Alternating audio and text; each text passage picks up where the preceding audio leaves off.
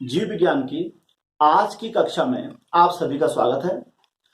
आज की कक्षा का जो हमारा शीर्षक है वो है Mendel's law of inheritance, means Mendel के आनुवांशिकता संबंधी नियम।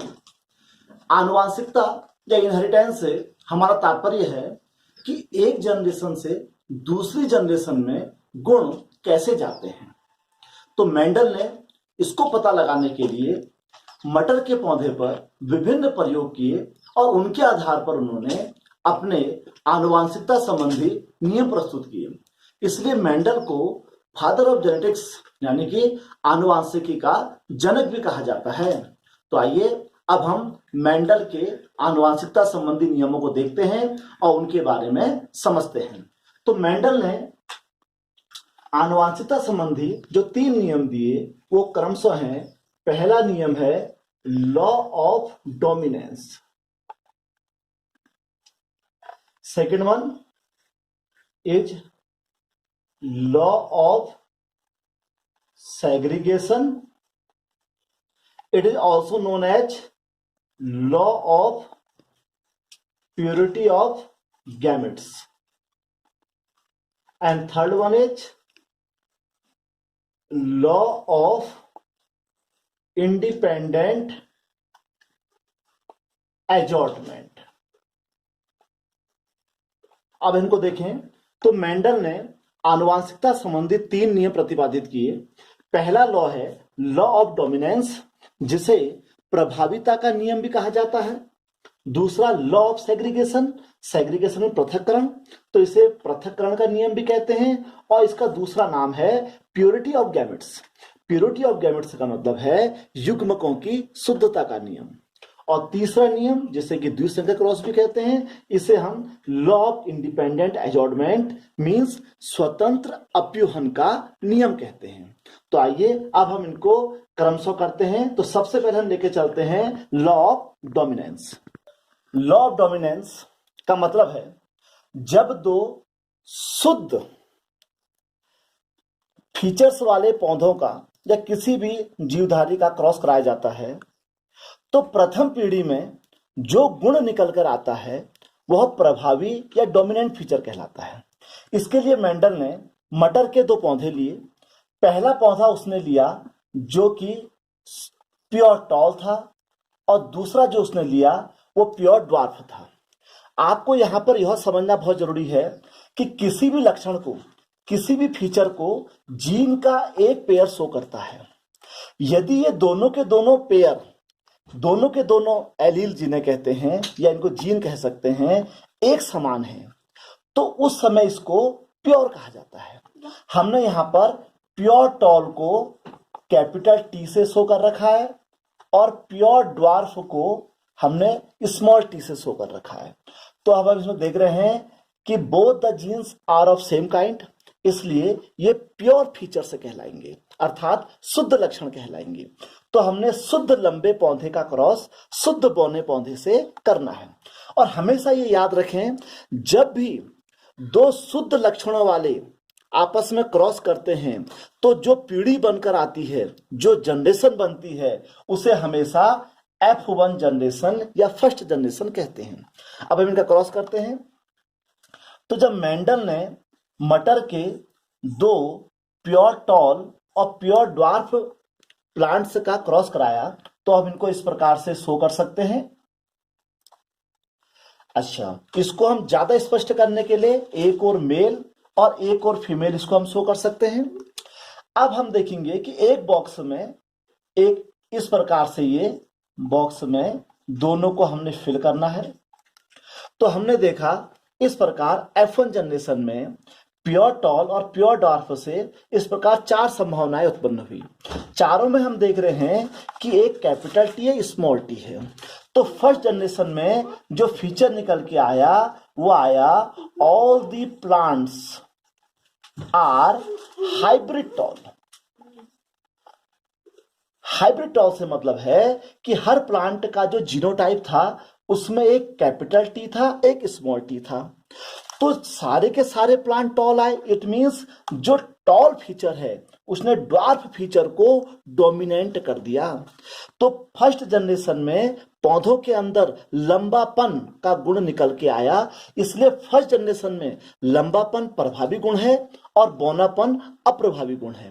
प्रभावी गुण को डोमिनेंट फीचर से कहते हैं और अप्रभावी गुण को रेसेसिव यानी कि अप्रभावी गुण कहते हैं।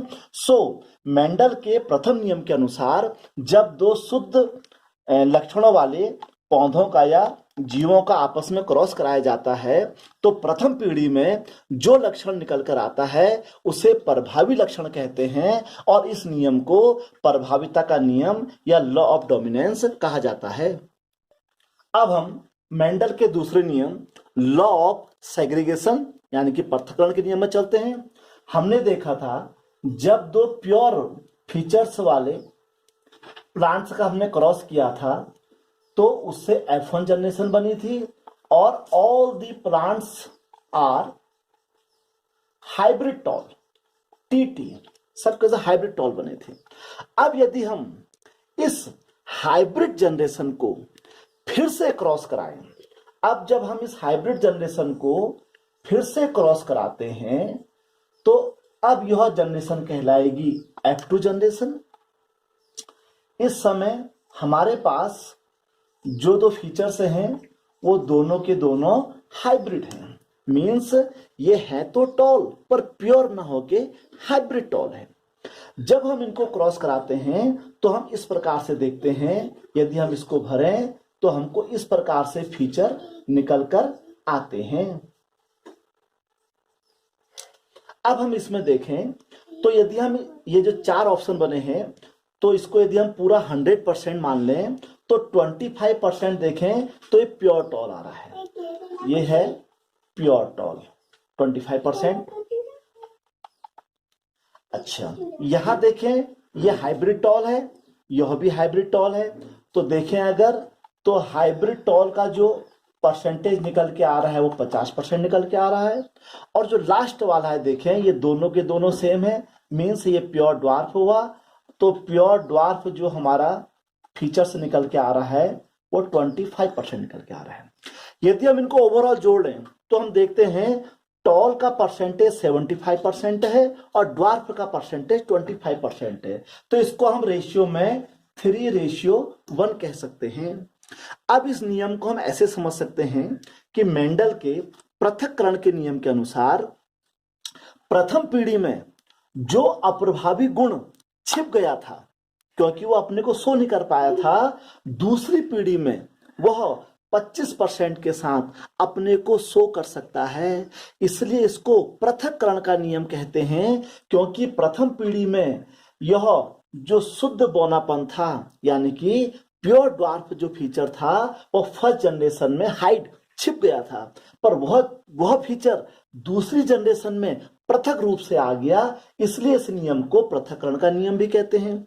इसका जो दूसरा नाम है प्योरिटी ऑफ गैमेट्स यानी कि युग्मकों की शुद्धता का नियम।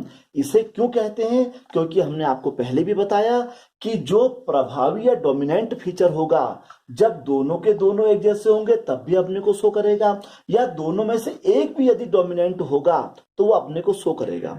तो ऐसे समय में अप्रभावी फीचर अपने को कब शो करेगा? अप्रभावी यानी कि रेसेसिव फीचर अपने को तभी शो करता है जब दोनों के दोनों जीन सेम हो। इसलिए इसको युग्मकों की शुद्धता का नियम क्यों कहते हैं?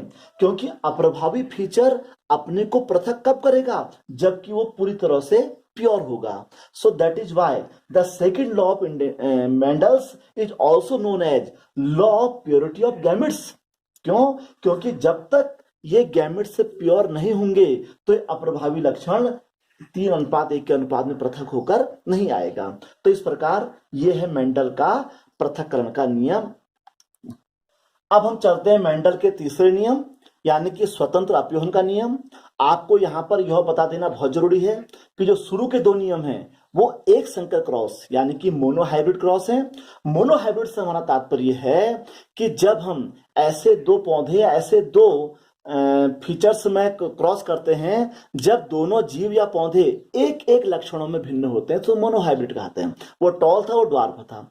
अब मेंडल ने दो ऐसे मटर के पौधे लिए जिनमें परस्पर दो फीचर डिफरेंस थे। तो जहां पर हम दो लक्षणों का अध्ययन करते हैं तुलनात्मक, तो वहां पर उसको डाइहाइब्रिड क्रॉस या उसको द्विसंकर क्रॉस भी कहा जाता है। तो मेंडल ने यहां कैसे करा, उसने दो ऐसे पौधे लिए जिसमें से पहला पौधा जो था वो मटर के पीले बीजों वाला था, ये येलो बीज थे उसके, और ये ग्रीन थे। तो मेंडल ने क्या करा, पहला पौधा लिया जिसमें मटर के गोल दाने उत्पन्न होते हैं और दूसरे में हरे, उसके साथ उसने उनका आकार भी लिया। मीन्स जो जो येलो था उसमें मटर का बीज गोल था। सो जो पहला पी प्लांट था वह गोल और पीली मटर वाला था, और जो दूसरा पी प्लांट था वो ग्रीन के साथ रिंकल यानी कि झुर्रीदार था। तो यहां पर मेंडल ने ऐसे दो फीचर लिए जिसमें से एक मटर का पौधा गोल और पीले रंग के मटर वाला था और दूसरा मटर का पौधा हरे और झुर्रीदार बीजों वाला था। अब चूंकि दोनों के दोनों जीन एक जैसे हैं, सो दैट इज ये प्योर जनरेशन हुई। और आपको पता है जब प्योर जनरेशन आपस में क्रॉस करती है तो F1 जनरेशन बनती है। तो जनरेशन में क्या होता है, एक फीचर यहां से और एक फीचर यहां से। तो इस प्रकार हमने देखा इस फीचर में जो कलर था ये इस प्रकार से हाइब्रिड हो गया, और उसने देखा कि फर्स्ट जनरेशन में जितने भी मटर के पौधे हुए सब के सब मटर कैसे थे, येलो एंड राउंड। तो इससे हमारा क्या निष्कर्ष निकला, इससे हमारा यह निष्कर्ष निकला कि येलो और राउंड डोमिनेंट फीचर है, ग्रीन और रिंकल जो है रेसेसिव यानी कि अप्रभावी फीचर है। जब मेंडल ने इस फर्स्ट जनरेशन के बीजों वाले पौधों को फिर से क्रॉस कराया तो बनी F2 जनरेशन। तो ये थोड़ा सा हमारा बड़ा नियम है। तो जब उसने इस प्रकार इनको क्रॉस कराया दोनों जनरेशन को, दूसरी जनरेशन में क्रॉस करा के देखा तो उसने क्या देखा कि अब हम इसको इस प्रकार लिख सकते हैं। हम आपको सुविधा के लिए बता दें, पहले आपने बॉक्स में दो कैपिटल वाई लिखने हैं, देन आपने दो स्मॉल वाई लिखने हैं, और उसके बाद आपने आर को alternate R capital R small R capital R small R capital R small R capital R small R. आप कैसे भी कर सकते हैं, बस आपने चार जो ट्रेड्स अलग करने हैं। अब जब इनको फिलअप करते हैं तो अब हमको पता है कि एक बॉक्स में ये दोनों आने हैं। तो इस प्रकार हम इनको भरते जाते हैं, हर बॉक्स में इनको हम इस प्रकार भरते जाते हैं। सुविधा के लिए हम पहले एक को भर लेते हैं पूरा पूरा, इससे हमको भरने में सुविधा रहेगी। बाकी आपको जैसा इसमें सूट करता है आप उसको इस प्रकार से कर सकते हैं। अब हम इनको भर लेते हैं ऊपर से,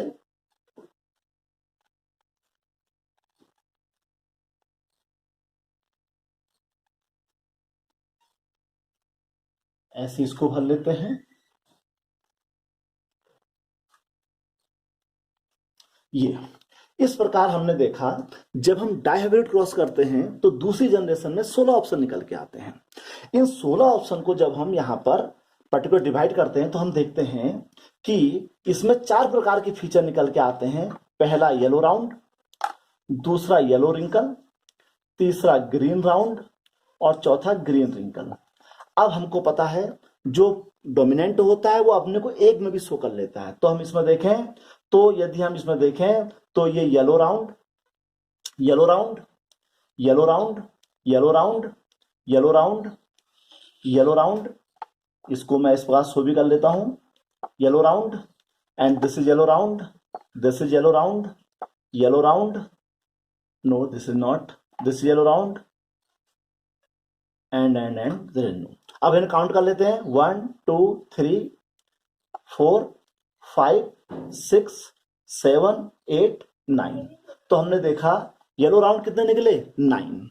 अब हम येलो रिंकल देख लेते हैं। येलो के लिए दोनों वाई कैपिटल या कम से कम एक वाई कैपिटल होना चाहिए, और रिंकल के लिए दोनों आर स्मॉल होने चाहिए। तो यहां पर हम देख लेते हैं, देखें ये दोनों आर स्मॉल है, ये हो गया दोनों आर स्मॉल, एक तो हम इसको ले लेते हैं। उसके बाद हम आगे चलते हैं तो ये देखिए ये दोनों आर स्मॉल है और यहाँ दोनों आर स्मॉल है। इस प्रकार हम देखते हैं 1 2 3, तो येलो रिंकल कितने होते हैं, 3।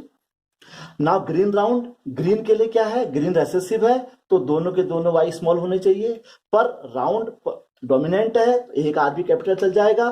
तो यहां देखिए, ये ग्रीन राउंड आ गया हमारा, इसको हम अलग से देख लेते हैं। ग्रीन राउंड आ गया, ये भी हमारा ग्रीन राउंड आ गया, और ये भी हमारा ग्रीन राउंड आ गया। तो हमने देखा ग्रीन राउंड कितने हो गए, 3।